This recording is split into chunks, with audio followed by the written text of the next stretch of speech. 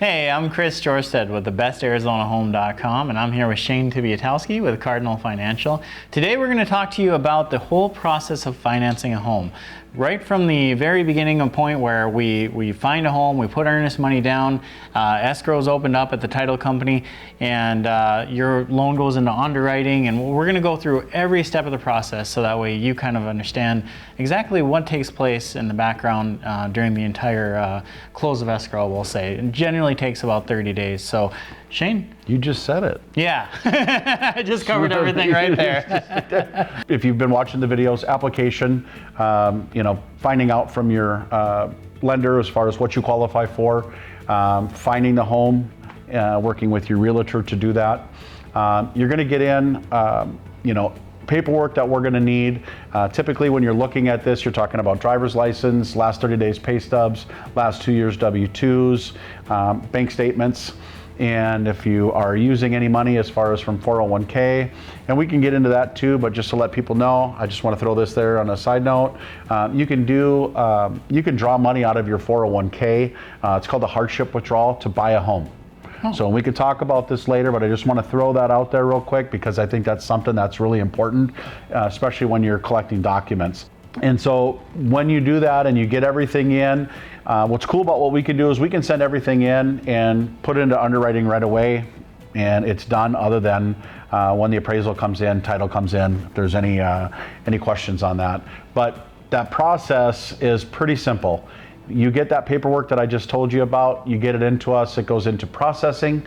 Processing takes that and sends it into underwriting, orders the appraisal, orders title. I talked to you about which homeowners insurance company that you're currently using, that obviously you want to use to get homeowners insurance as far as for the home. Once that process is done, when it's in underwriting, it'll come out, and it'll come out with what's called conditions. Sometimes they have one condition, sometimes they have 3 conditions, sometimes they have more, sometimes they have none. And what those conditions are is what the underwriter has seen, and as far as through their underwrite, what you may need to provide. Sorry, don't mean to cut you off there. I have a couple questions. I'm going to the application process, and sometimes you run into, it sounds like you have to gather a lot of different documents from different places. Verification of employment, W-2s, you said, the last 2 years.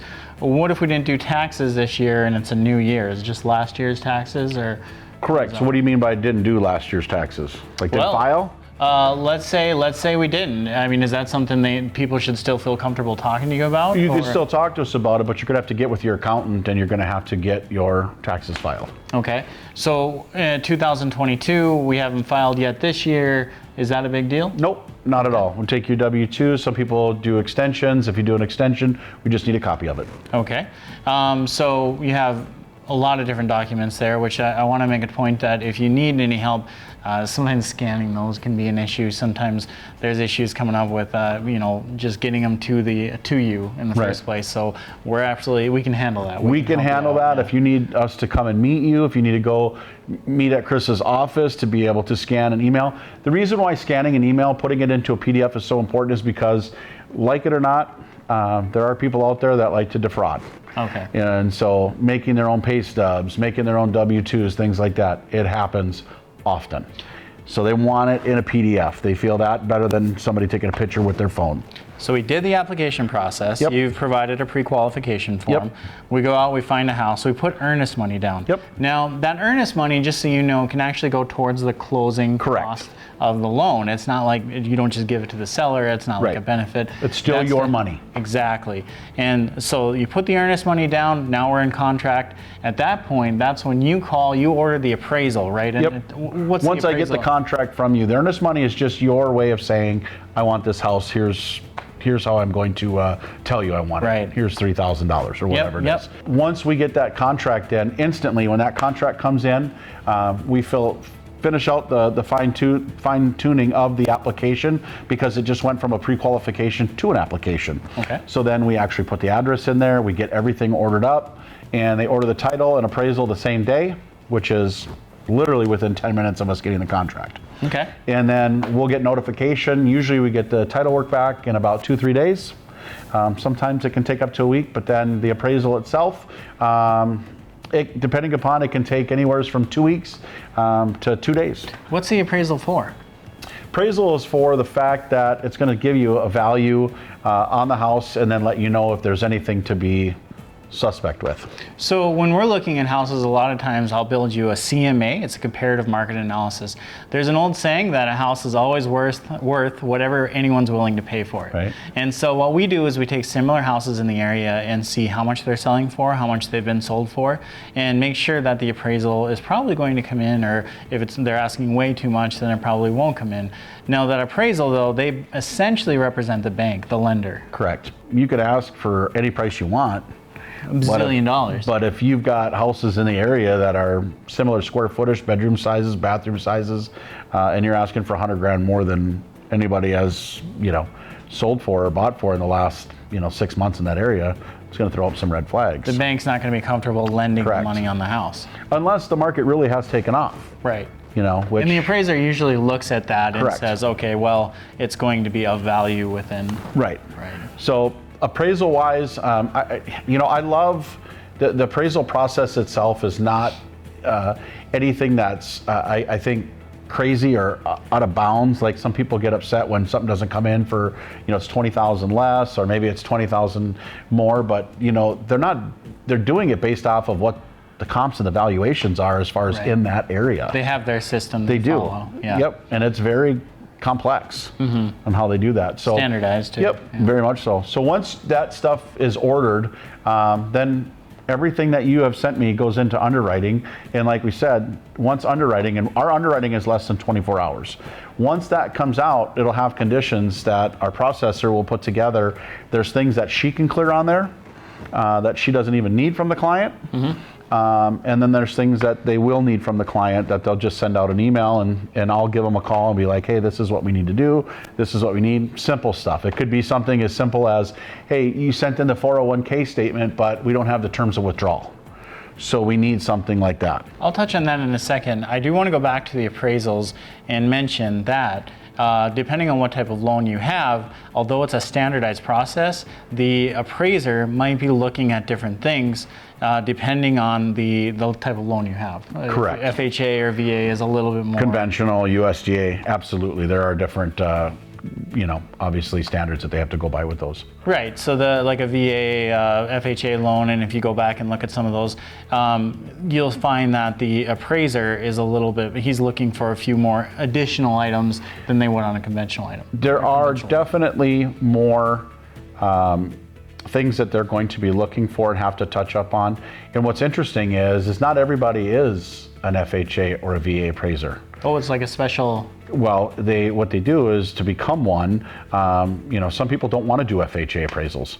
Some people don't want to do VA appraisals. They just want to strictly do the conventional appraisals, and that's it. And that is fine. But you have the ones that are out there. So let's say that there's in the Phoenix area 20 of them that are qualified to do like VA appraisals. Then you're one, I'm one, Jimmy's one, and they say, well, Chris did the last one, so now Jimmy's got the next one. And then, well, Jimmy can't do it, so then they're going to take the next one in line. So it is specialized, and it's a lot more to them when you're doing the government stuff versus conventional. Government FHA. FHA, VA, yep. Okay. So back on to what you were talking about. What's an underwriter? Cool. Some say underwriter is God. They say yes or no. Okay. No, but that's not really how it works. What an underwriter does is they are going to look at the loan as a whole and make sure that everything that they find out about you, whether it's on title, there's different reports that they can run, making sure you don't owe back taxes, child support, things like that. So it's very, very in depth. And what they're doing is they want to give you the loan. But if there's something that has not been disclosed or something that they find out, well, I suppose that's a non-disclosing, if they find something out, but then we have to write it. So what does it take to do that? They're not looking to not give you the loan. They're looking to make sure that it's a clean process.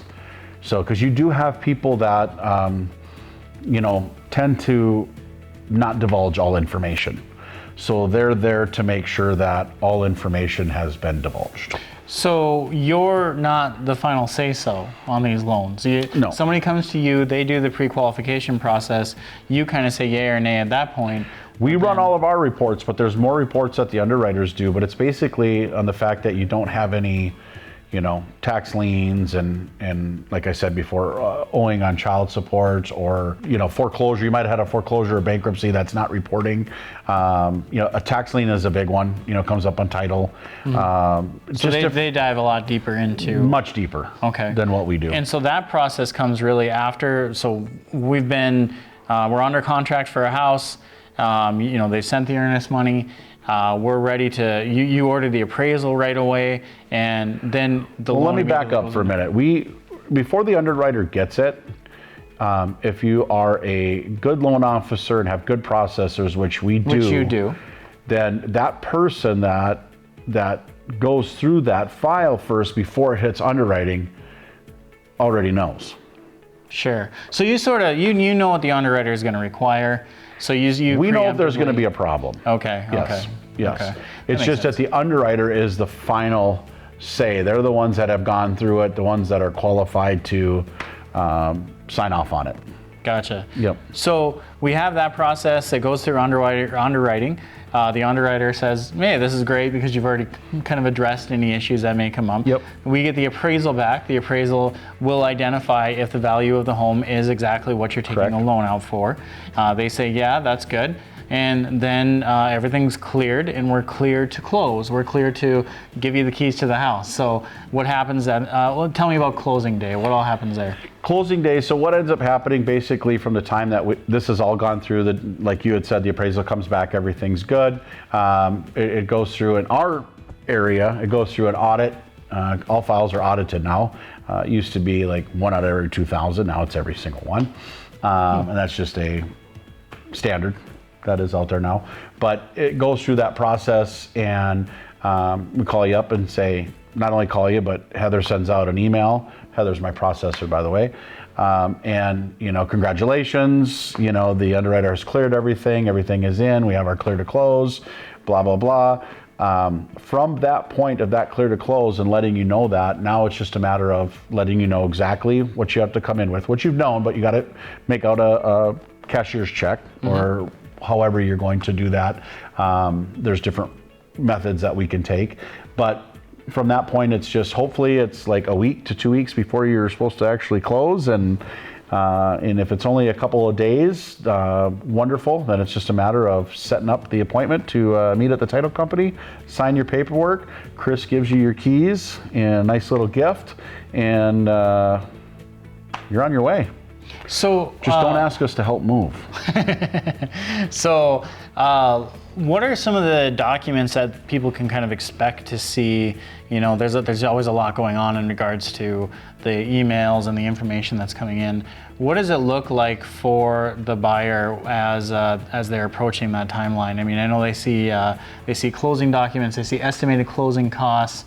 It's a great question. From the start, like for us, we have what's called Octane, and that actually is our origination system.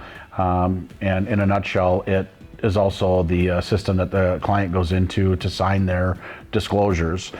Disclosures are going to have your specific information on there: social, birth date, where you've lived the last 2 years, where you've worked, your name, how many kids you have, how old they are, all that stuff.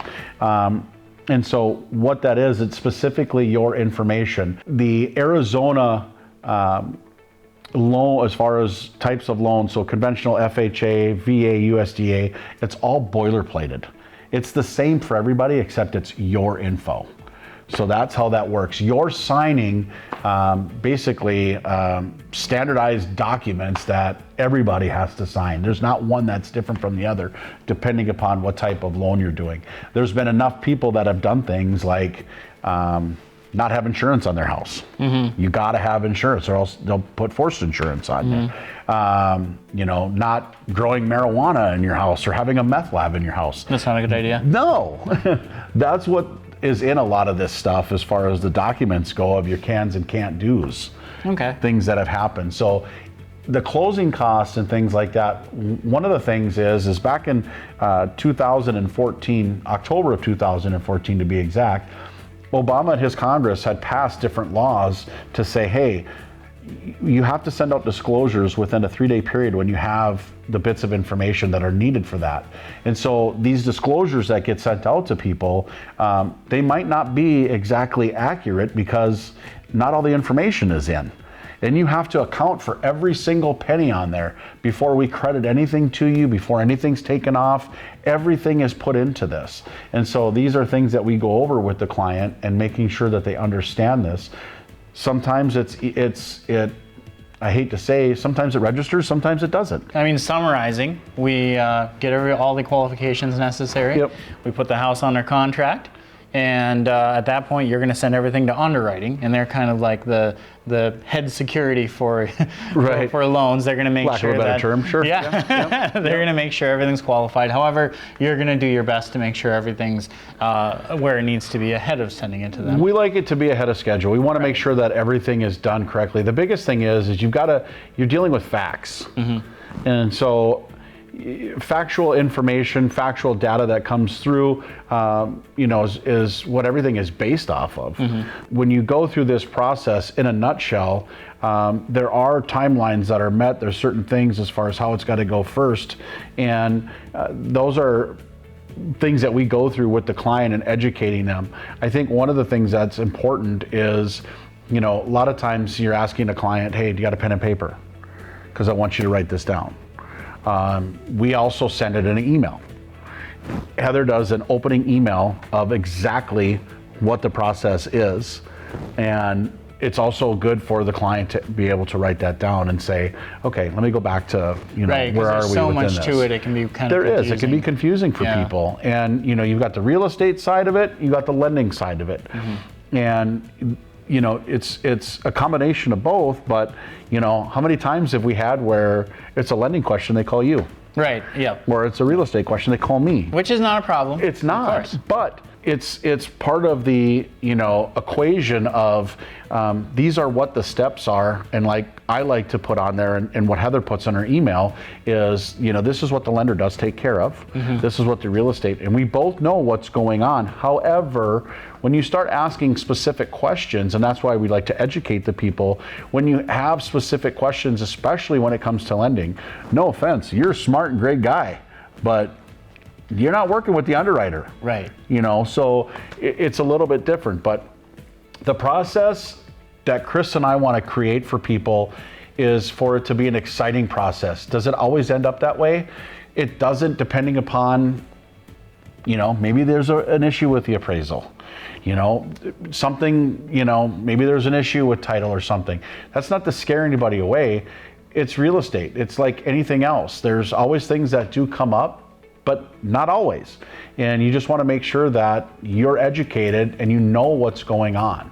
And I think that's a real big key for people as far as to be comfortable with how the process works. So the big thing is communication. And Communication, education, ask questions. understanding. Yes. Yeah.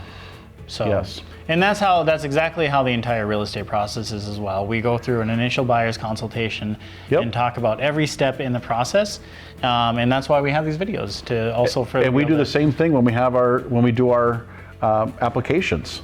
And when Heather sends her email out to people, and again, Heather is my processor, but she's got an excellent system as far as what she explains to the client, and it comes right to you in an email. And it's fantastic. So it's just something to reference back to. I'm Chris Dorset with thebestarizonahome.com, and if you have some other questions regarding any specific type of loans, we have other videos available for you to kind of look at over what we have. Anyway, talk to you soon. Thanks, Shane. You bet. Thank you.